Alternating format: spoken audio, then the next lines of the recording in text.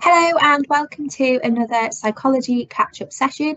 Today's session will be presented by me, Miss Bellis, and I teach psychology at the Allen School.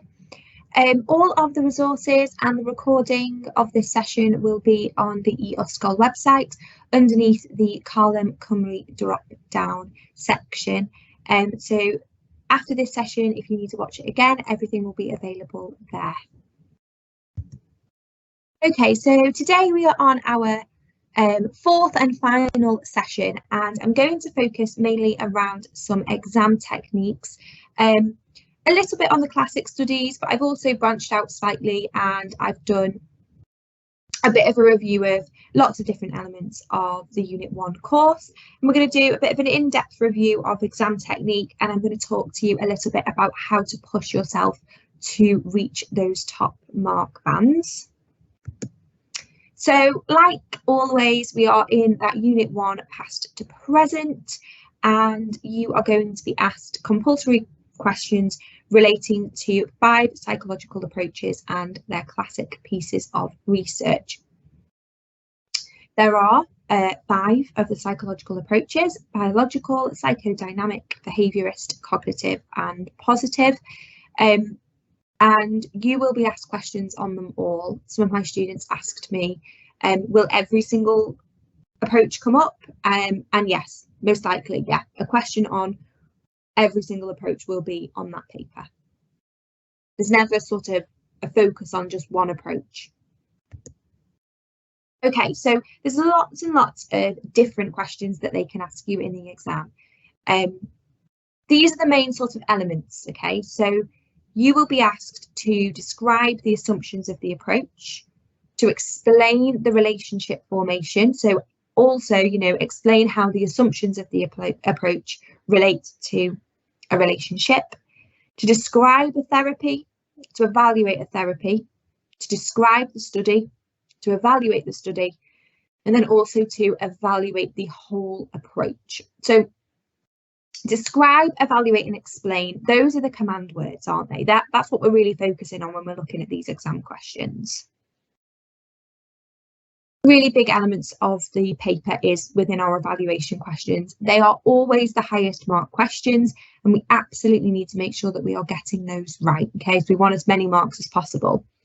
So when we are evaluating, we need to make sure that we are identifying the strengths and the weaknesses, elaborating and explaining why it's a strength and a weakness. That's where you get that sort of range and depth in your answer. Add an example to illustrate the strength and the weakness. So that would be adding your psychology to give a little piece of evidence. And then making sure that we've got a conclusion. Conclusions are really, really important on our evaluation questions. They really enable us to get to those top marks. So whenever there's a question that asks you to evaluate, you must add a conclusion. Okay, so let's do some exam practice. So, question you could be asked is to explain the cognitive assumption of, okay, or explain the biological assumption of localization of brain function.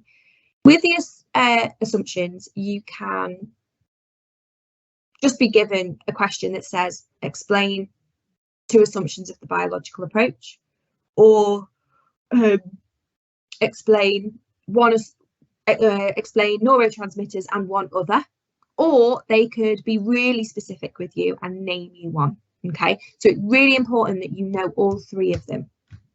A way to tackle this would be to use point, explain, example. So point, state the assumption. What are they saying about behaviour?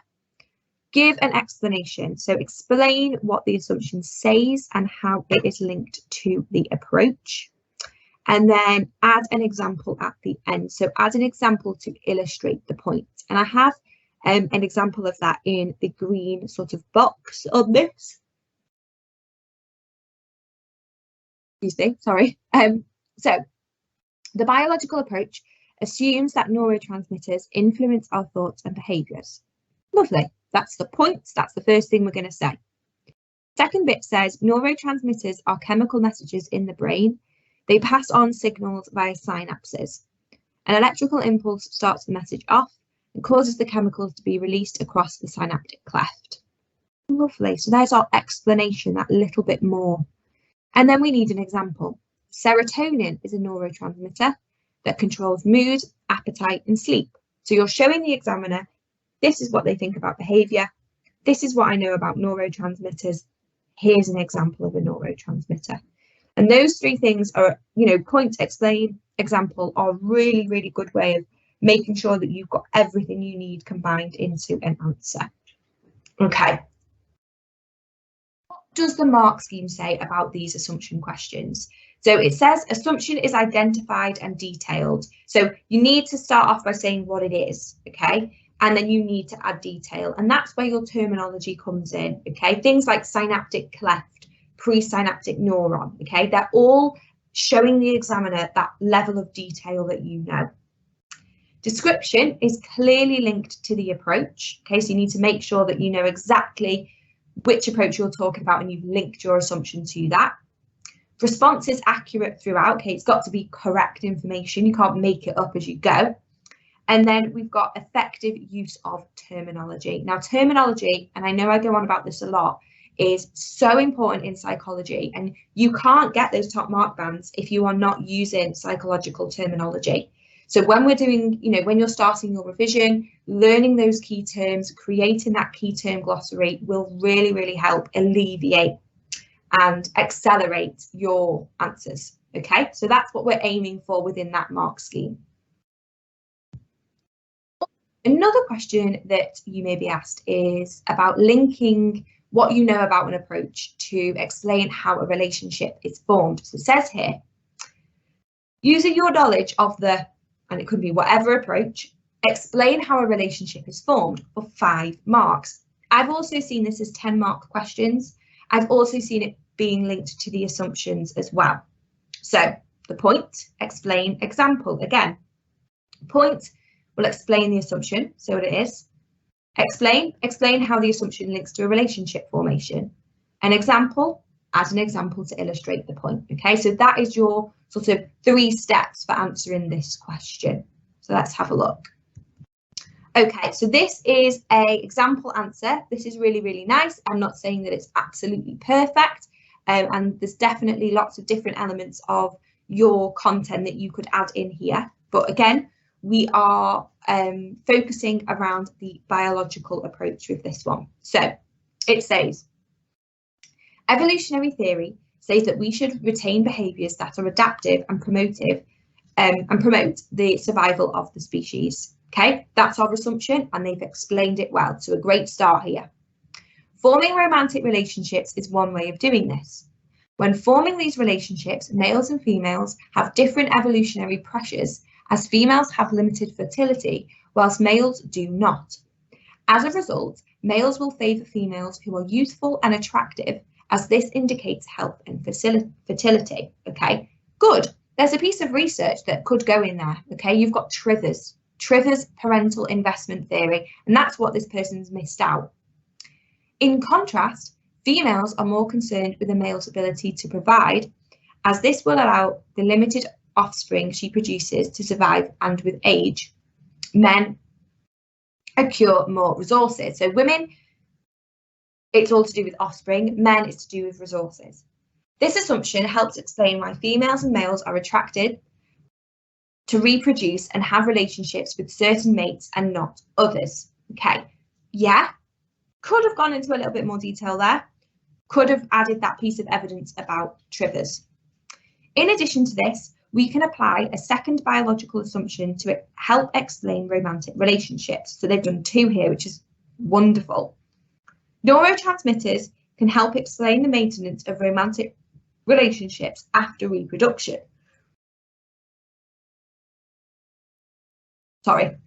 Oxytocin is a hormone that is boosted by physical contact with one's partner. So we've got a neurotransmitter in there, which is lovely. We clearly have a natural chemical drive to bond and have romantic relationships, and this is a fundamental assumption of the biological approach. Okay, this is a really, really nice answer. This is top mark band, absolutely, especially when, the question's asking for 5 marks. So this would get that top mark band, absolutely. And maybe, you know, you would add triggers and you would go into more detail if it was a 10-mark question. So that's always something that you need to consider. How many marks is this question worth? How much time am I going to spend? Do I need to go into tons of detail, or could I get the marks with just a few bits of evidence? Okay, so what does that mark scheme say? What is it asking of us? It says explanation is well detailed and clearly linked to forming a relationship. Well, it absolutely does do that, doesn't it? Because it's got links to relationships here and a link to a relationship here. Okay, so good. Response is accurate throughout. Is correct, isn't it? Okay, it matches up with what the biological approach says about forming a relationship. Perfect. Effective use of terminology. Okay, so let's have a look here. So they're adaptive, survival of all species.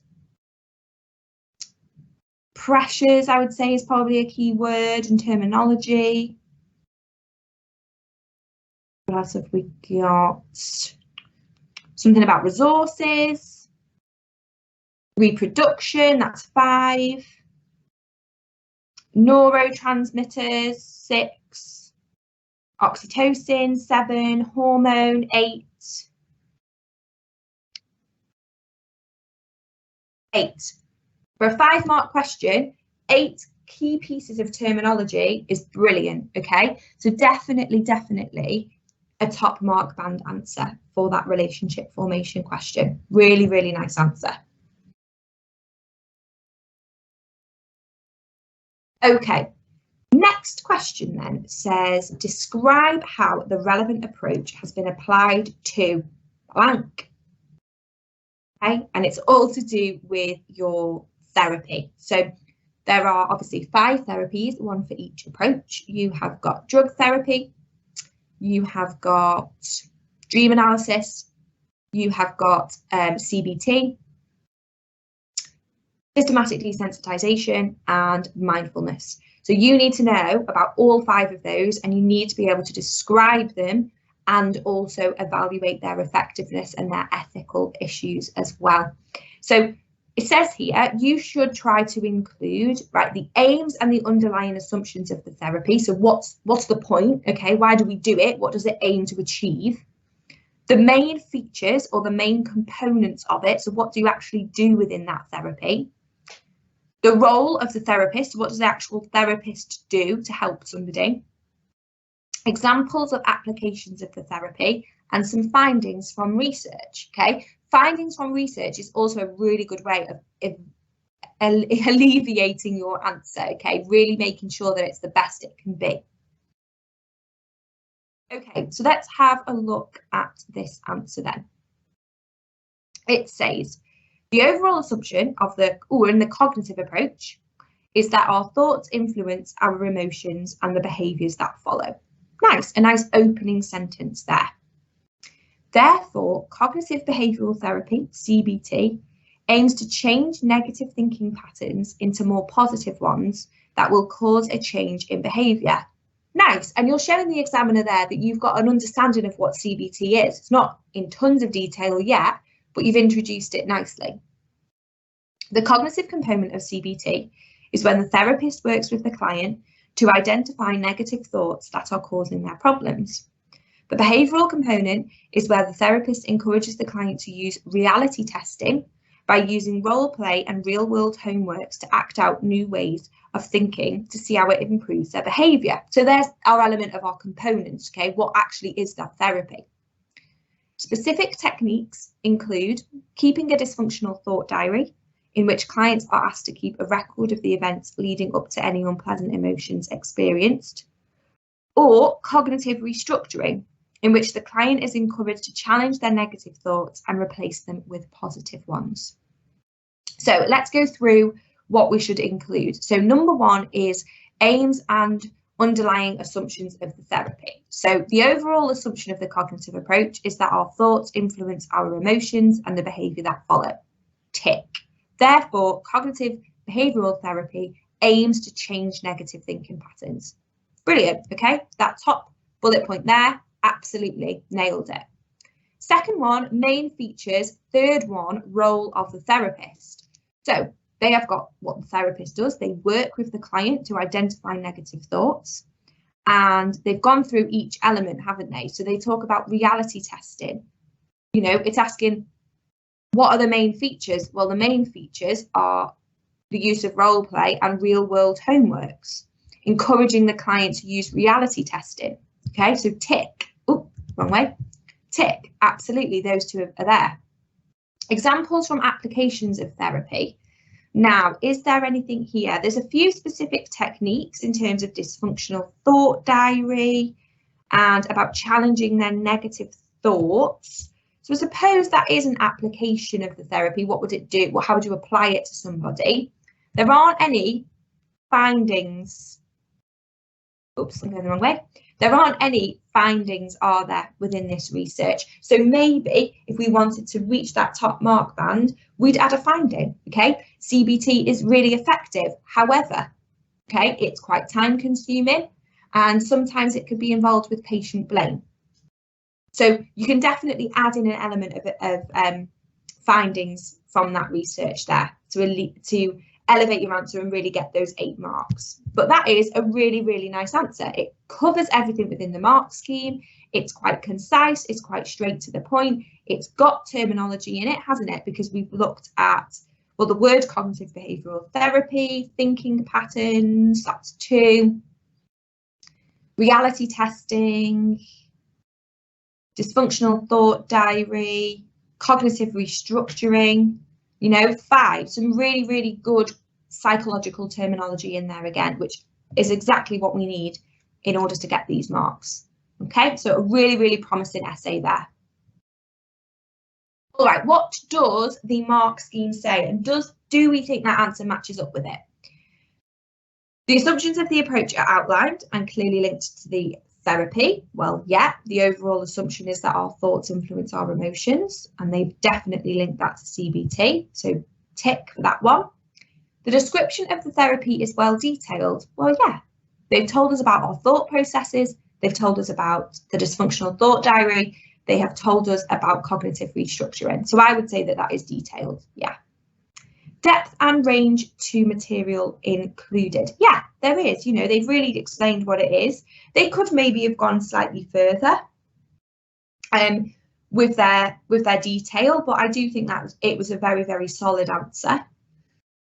Details are accurate. They absolutely are. Okay, it's not incorrect information, is it?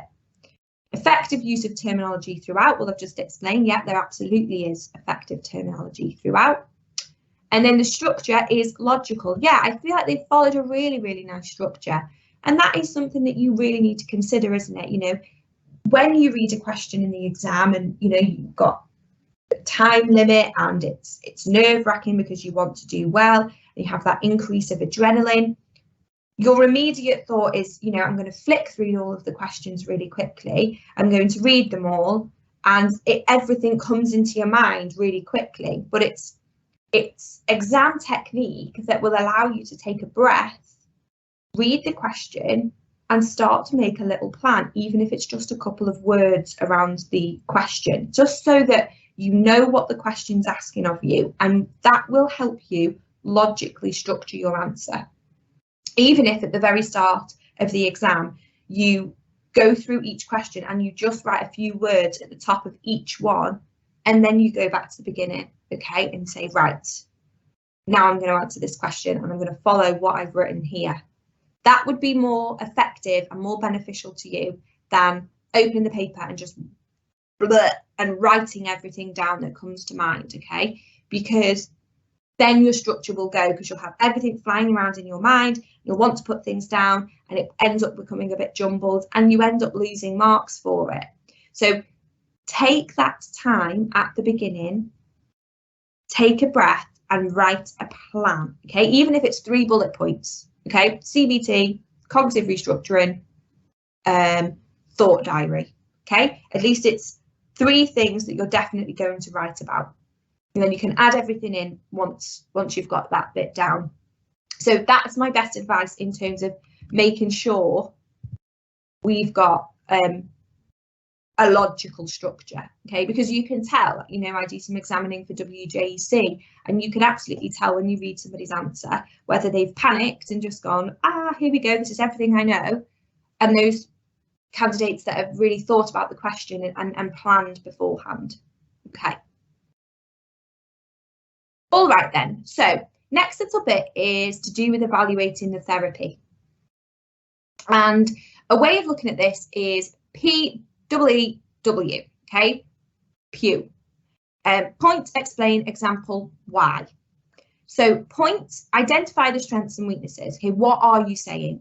Strength of the therapy is this, a weakness of the therapy is that. Then you're going to add detail. Explain how that relates to the therapy. Why? Why is it a weakness? Why is it a strength? Give us an example, okay? It's a strength because of this happened. It's a weakness because it doesn't look at this. Why? Clearly explain why. That makes it a weakness because it does not consider, or it lacks ecological validity, or it does not consider ethical issues around a person's psychological well-being, okay? So point, explain, example, why is a way of really covering every element of the mark scheme. So I definitely think it's something you should consider when doing your question, especially an evaluation question on therapy.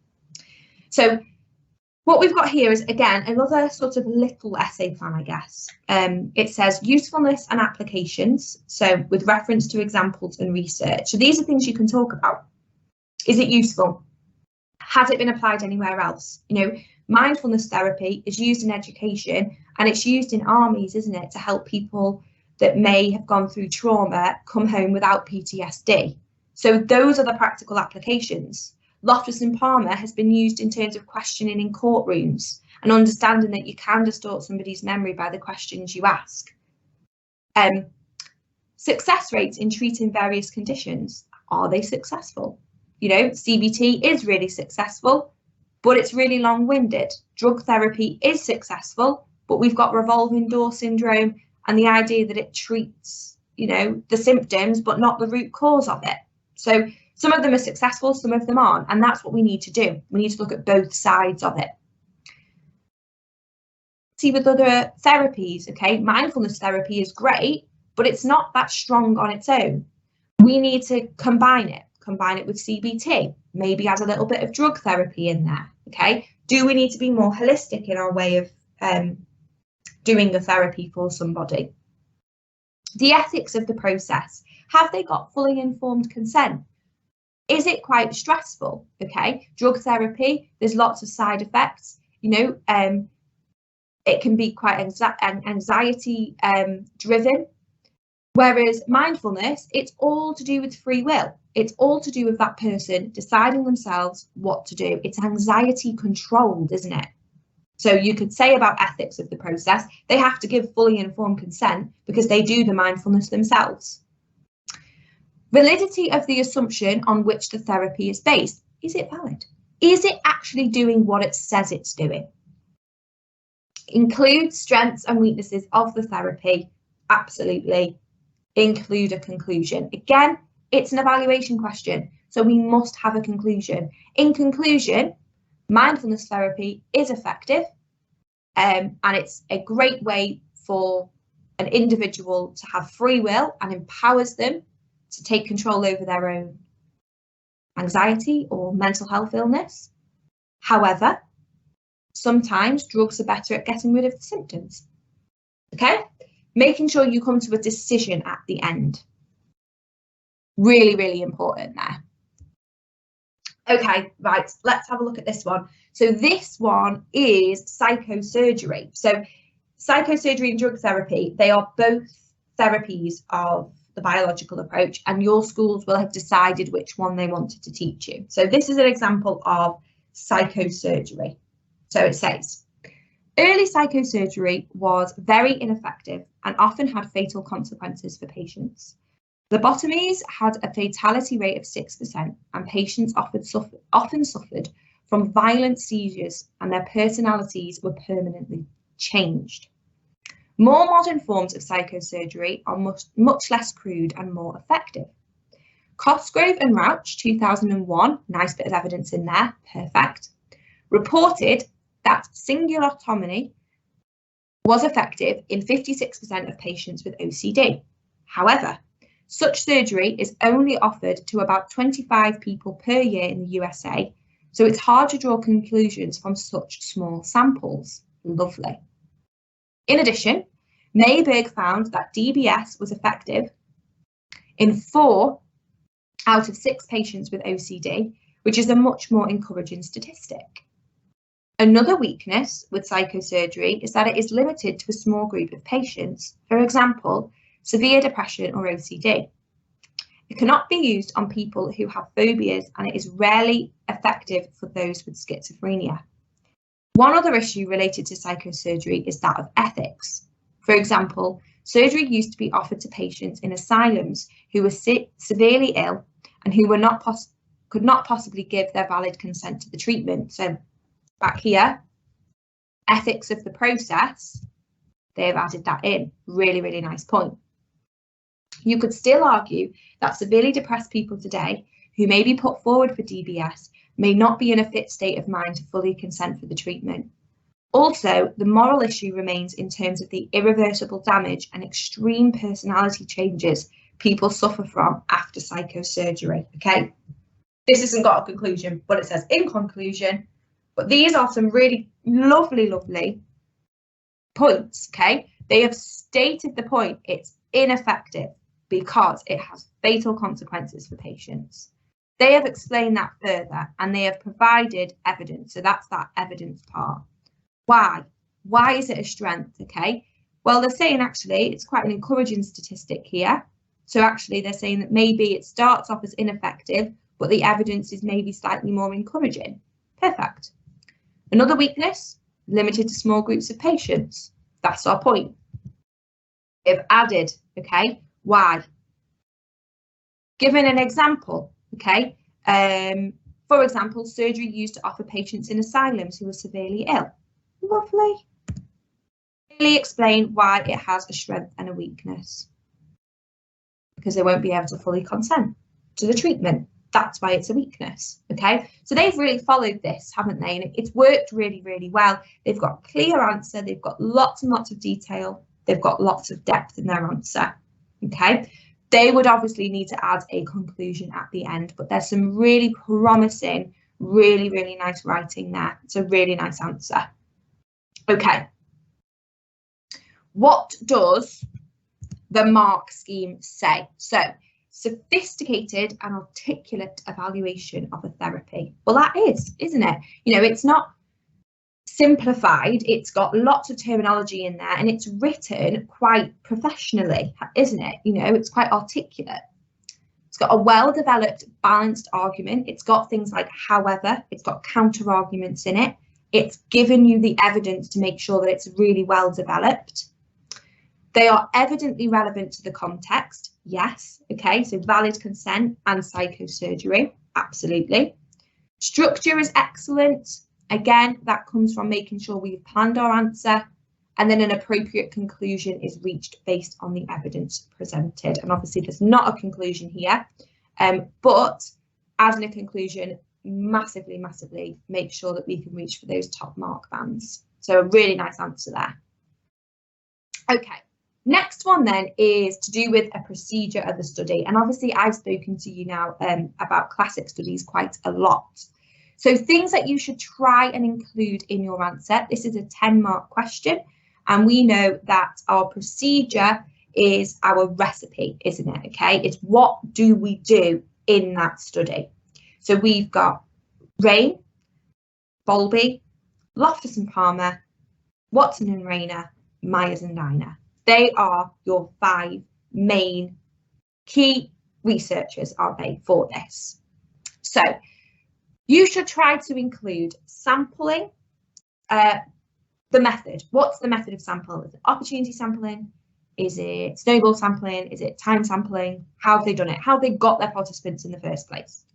Who are they? What's their age? How many of them are there? How many males? How many females? Where are they from? Were there any conditions? What were the conditions? Why were they different? What materials were used? Was it a PET scan? Was it a rat? Was it video clips? Description of the task. What actually did the participant do? Did they have to answer a questionnaire? Did they have to do a continuous performance task? Did they have to go into a PET scanning machine? What did the researcher do? What was the role? Why were they there? How did they participate in the research? How's the data gathered? Was it a lab experiment? Was it a field experiment? Okay, was it an observation? And then instructions, what did they do? I always say, you know, you should pretend that somebody that's going to read your answer is going to do that research themselves and they need a step-by-step guide on how to do it. All right, so we've got another question here, and then I've got a mark scheme again for you. So Loftus and Palmer, so we're in that cognitive approach now. So the Loftus and Palmer study used 2 laboratory experiments to investigate the effects of language and time on memory. So we've got the aim and we've got here, haven't we? The description of the task and the fact that we know about the conditions. 2 lab experiments. They used an independent measures design, lovely, and that is a piece of psychological terminology, and had different male college students from Washington University split into the different conditions. So we know they're male, we know they're college students, and we know they're from Washington University. So there are our details about the sample. There were 5 conditions, okay, lovely, in experiment 1 and 3 conditions in experiment 2. In experiment 1, 45 participants were shown 7 film clips of different traffic accidents. They ranged from 5 to 30 seconds in length. Okay, these are our details, aren't they? There's depth in this. It's accurate, they've remembered the numbers and they've added them in, which is a really, really good display of their knowledge. After each clip, participants received a questionnaire, so we know the way that they collected the data, which contained a critical question about speed, and they've added that question in. About how fast were the cars going when they? Okay, insert the verb into each other. Each condition had a different verb in the blank space, which ranged in severity from contacted up to smashed. Participants' estimates of speed were recorded and analysed, again, so that's the data collection. Experiment 2 had 2 stages. In stage 1, 150 participants watched a film of a multiple car crash. The accident lasted about 4 seconds. They were then asked a set of questions about speed. Condition 1 were asked how fast the cars were going when they smashed. Condition 2 were asked how fast the cars were going when they hit. And the third condition were asked no questions about speed. So the level of detail they've added here is really, really nice. They were the control group. Lovely. For stage 2, the participants were asked to come back a week later and were given another questionnaire, which contained the critical question: did you see any broken glass?